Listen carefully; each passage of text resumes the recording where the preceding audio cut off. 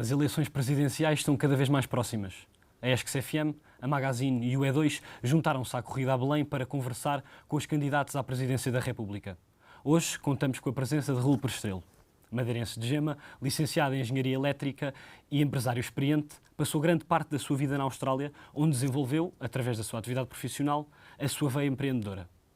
Motivado pelo conhecimento que adquiriu no estrangeiro e pelo desejo de trazer as ideias que possam valorizar o país, viu no cargo de chefe de Estado o caminho para o cumprir e promete vontade de fazer acontecer para a vida pública, com o objetivo final de melhor servir Portugal e os portugueses. Antes de mais, seja bem-vindo. Começo por agradecer a sua presença aqui hoje. Bom dia. Obrigado. E começo a nossa entrevista perguntando de que forma é que o seu percurso cosmopolita na área do empreendedorismo enriqueceu a sua visão de democracia? Bom, em princípio, quero agradecer pelo vosso convite. Mas, basicamente, tudo na nossa vida, nós temos de ter um sonho para começar. Se nós não temos um sonho, torna-se a nossa tarefa pela vida fora muito mais difícil. Depois de obtermos esse sonho, nós temos que concretizá-lo. E acho que tem sido, durante toda a minha vida profissional, tem sido esse meu objetivo. Portanto, desde o dia que eu saí da Madeira, obviamente nasci na Madeira, não tinha pais, perdi os meus pais quando era muito jovem, mas tinha um sonho de explorar o mundo. E, no meu caso, eu saí porque queria explorar. Aliás, eu tinha relativamente uma vida confortável na altura, nos anos 80, e, portanto, mas achei que eu devia explorar além da ilha. Portanto, explorei cá o continente, mas a Espanha. E, obviamente, nessa altura não havia as oportunidades que vocês têm hoje, vocês jovens hoje. Vamos pelo mundo fora, o mundo tornou-se muito mais pequeno para explorar. Toda a gente fala inglês ou uma outra língua, segunda, terceira língua, portanto, torna-se muito mais fácil. E eu sempre concretizei os meus sonhos. Eu, quando olho para a juventude em Portugal, para Portugal, vejo uma população frustrada, vejo um Portugal muito no passado, com falta de inovação, com falta de desenvolvimento, e eu acho que eu tenho uma visão, trago um sonho para desenvolver Portugal, para colocar Portugal, digamos, num mercado atualizado, em comparação com o resto, nem só dos países europeus, mas também a nível internacional. Falando dessa sua visão, a sua candidatura prontifica-se, e passo a citar, a tornar Portugal uma grande nação. O que é que falta a Portugal para ser uma grande nação? O principal, eu acho que é a falta de visão. Quando eu olho para os nossos governantes, e respectivamente da cor política, eu acho que existe aquela falta de visão. Eu vou-lhe dar um exemplo. Nós tivemos recentemente uma entrevista com o nosso presidente, o atual presidente, Dr. Marcelo Rebelo de Sousa, com o presidente Trump. E durante essa entrevista eu fiquei um pouco chocado, porque nunca houve uma abordagem sobre o comércio, as oportunidades que nós podemos oferecer ao mercado americano, especialmente na área dos vinhos, do azeite, entre outras áreas que eu sei que o consumidor americano gosta dos produtos de Portugal. Nós temos uma grande oportunidade, que o nome Portugal, 15, 20 anos atrás, ninguém conhecia a nível mundial. Você dizia que era de Portugal, as pessoas perguntavam, mas isso onde é que fica? É uma cidade dentro da Espanha.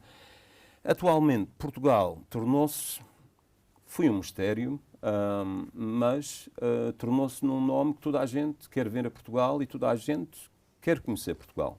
Portanto, nessas abordagens, houve ali uma falha por parte do nosso Presidente em agarrar a oportunidade para tentar desenvolver alguns segmentos das nossas indústrias com o mercado americano, que não podemos ignorar que é um mercado muito, muito atrativo. Continuando na sua candidatura, apesar de se assumir como o candidato de todos os portugueses, não esconde o apreço pelos valores da social-democracia. Como é que um presidente se torna, apesar dessas simpatias políticas, no presidente de todos os portugueses? Eu acho um presidente, o estatuto de um presidente, traz e deve trazer um certo conforto a todos os cidadãos. Não interessa se os cidadãos são de que cultura são, de parte religiosa ou de qualquer inclinação. Um presidente é como, num sentido, eu vejo um presidente como se fosse um membro, um rei, um estatuto que toda a população olha como o exemplo da nossa sociedade. E, portanto, acho que um presidente deve respeitar todos os partidos, sejam da direita, ou sejam da esquerda, sejam do centro, mas, ao mesmo tempo, o fundamental é ouvir as pessoas, é ir ao encontro das necessidades das pessoas e ter essa visão, esse sonho para desenvolver a nação o máximo possível. Esse é o meu sonho que eu tenho, é desenvolver Portugal, porque eu vejo Portugal muito degradado, eu vejo um Portugal cansado. Eu acho que a minha visão como Presidente será essa, é colocar a parte política de lado e olhar os problemas que afetam hoje vocês, jovens, que a maior parte, hoje em dia, acabam os seus cursos e ficam desesperados. O que é que eu vou fazer? Não consigo arranjar no trabalho, vão para o desemprego. Nós temos 22% da juventude atualmente no desemprego. Isso afeta a parte mental e a parte também, aquela parte de se querer ter sucesso na vida. Eu acho que um presidente tem que participar mais na sociedade, com as decisões que, por vezes, a população, ou mesmo a população acha que não é do dever, não é da responsabilidade do Presidente, mas o Presidente tem um certo poder de influência. E eu acho que é esse poder que eu irei aplicar a todos os cidadãos portugueses.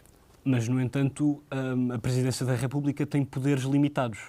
Como é que ia promover esse intervencionismo no cargo? É assim, nós temos de ter uma visão. Temos de ter uma visão como é que o país poderá se desenvolver. E a partir dessa visão temos que tentar influenciar os elementos da sociedade, seja o governo, sejam os partidos, a tentar explorar esse caminho. Porque se não houver gente ou indivíduos ou pessoas com ideias, essas ideias vêm a se concretizar. Portanto, eu acho que um presidente é tipo um arquiteto na nossa sociedade. Tem de haver ideias na mesa, tem de haver recomendações para que depois se abram os caminhos ao desenvolvimento dessas ideias. Falamos aqui de questões internas. Abrangendo para o panorama internacional, como é que se pode potencializar Portugal e abri-lo ao mundo? Nós temos que identificar o nosso potencial. Quais são as indústrias, quais são os setores que nós podemos desenvolver com uma visão internacional, para nós colocarmos os produtos que nós produzimos em Portugal para o mundo fora. E, portanto, nós temos que retirar a mentalidade de competir com uma China, ou competir com uma Ásia. Nunca poderemos fazer esse trabalho com sucesso. Temos de identificar as indústrias que nós temos e somos bons a produzir, como, por exemplo, o azeite, que já há pouco falei, a cortiça, que tem um potencial enorme. Temos os vinhos, que eu acho que ainda não exploramos nem 20% do potencial do nosso mercado. E realmente criar também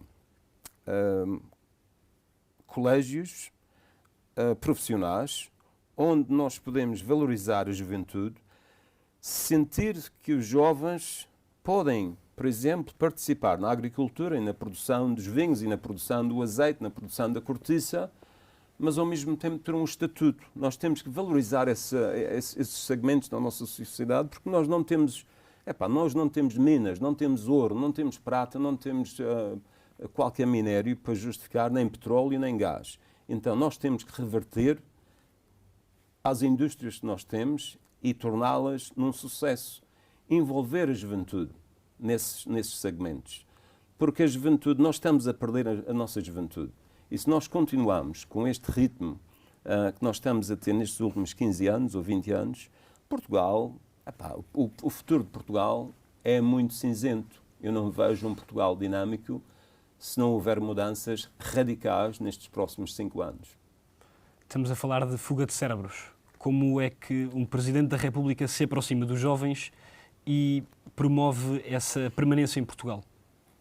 Nós temos que ir além do nosso poder interno. Nós temos que criar abordagens com a comunidade europeia para que a nossa juventude, haver programas financeiros de forma a manter a nossa juventude em Portugal. Portanto, criar indústrias onde essa juventude podem fazer parte dessas indústrias e podem ter sucesso. Portanto, tudo isto nós temos que recorrer aos meios que existem na comunidade europeia, meios financeiros, nem só, técnicos, apoio, porque os jovens saem das universidades, dos colégios, sejam de onde se vão graduar, alguns até vão ao estrangeiro, mas quando regressam não têm aquele apoio, vêm com a visão, vêm com aquela dinâmica, mas chegam cá, ficam sufocados. E, portanto, e o que eu noto acontece na política também. Vocês devem ver, nunca viram o Rolo por Estrela em nenhum canal nacional. Portanto, só se vê 3 candidatos a serem ouvidos com a visão que apresentam para Portugal. E essa visão é sempre limitada. Nós temos sempre o mesmo regime. E isso acho que não vai trazer um desenvolvimento a Portugal num futuro imediato. Vou mudar aqui um bocadinho o rumo da nossa entrevista, porque falou em televisão. E num mundo em que o sucesso está cada vez mais dependente do apoio dos meios de comunicação, qual é que é a sua arma para competir contra gigantes da atenção mediática? Infelizmente, nós vivemos num ambiente, todos nós sabemos que o socialismo está inserido a nível europeu. E essa influência também vem para Portugal, portanto, faz parte da cultura. As social media, atualmente, portanto, é também controlado. Os projetos políticos, nós não podemos usá-los num próximo futuro e, portanto, eu tenho que recorrer à minha plataforma financeira pessoal e mudar de estratégia. Portanto, o meu objetivo é realmente, sabendo que é muito difícil de ter o apoio dos canais televisivos em Portugal, eu tenho que mudar de estratégia e tenho que ir chegar ao povo, chegar à população com a minha voz, com a minha mensagem e com os meus objetivos. Falou de socialismo ainda agora e na sua candidatura diz rejeitar ideologias que fragilizam a nossa identidade nacional e defende uma sociedade assente na transparência. Certo. Que visões ideológicas são estas? É o socialismo? Não necessariamente. O socialismo é importante, portanto, tem a sua importância na sociedade. Mas eu acho que tem que ser um socialismo democrático. Tem que ser um socialismo que não é controlado, não é... Portanto, o socialismo acaba por fazer uma separação da nossa sociedade, classificar a nossa sociedade em segmentos. E isso nós vemos, portanto, presenciamos isso. Aliás, eu acho piada. Eu normalmente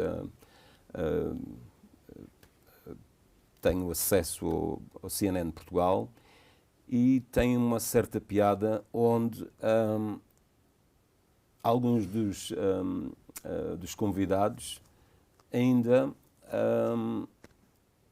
conseguem identificar as apresentadoras do programa como doutora ou doutor.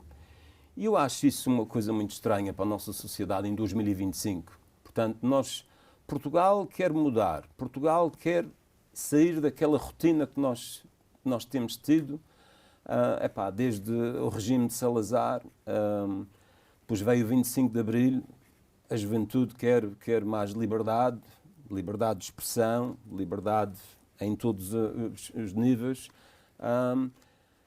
Mas temos aqui quase um regime que não se muda.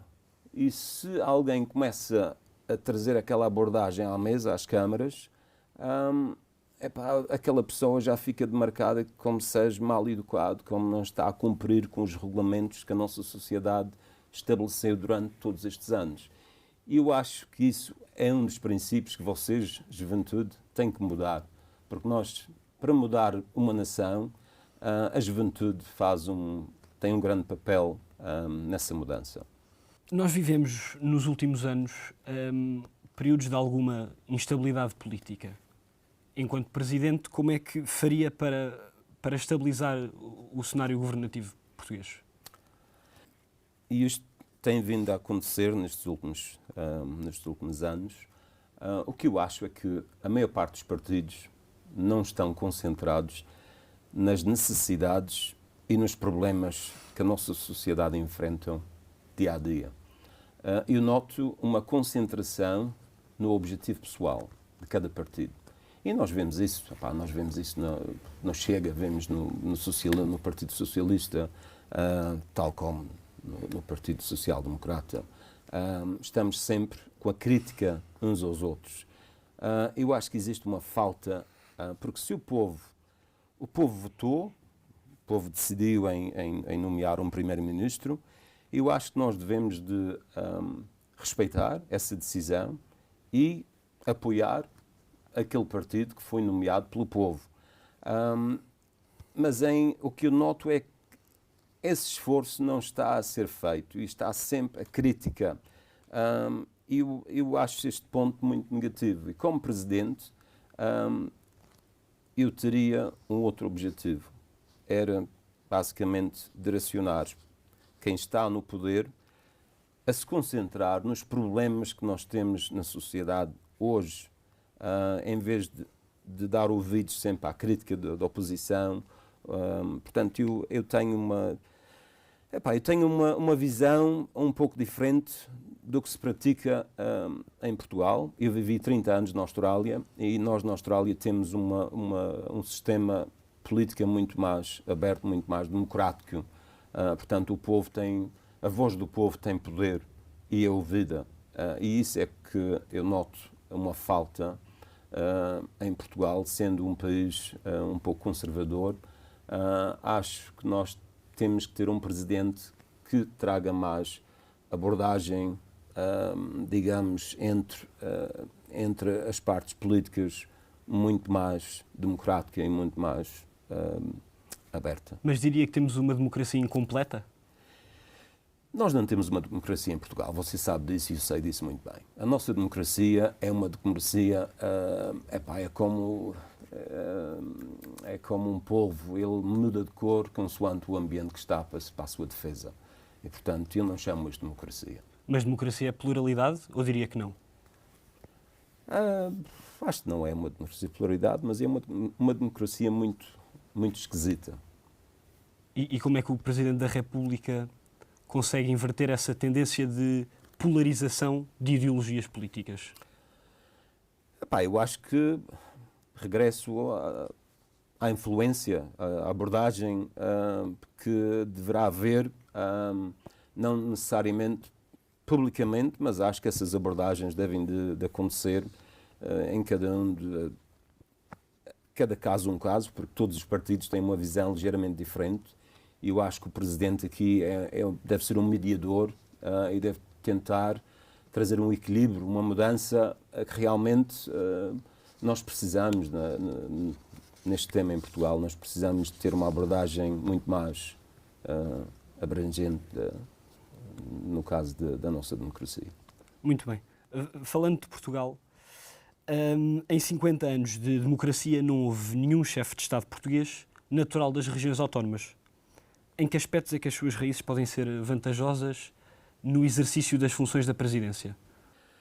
Qualquer português, quando eu digo português, qualquer pessoa de qualquer parte de Portugal que já visitou a Madeira, os madeirenses são um povo que se habituam a condições fora da normalidade.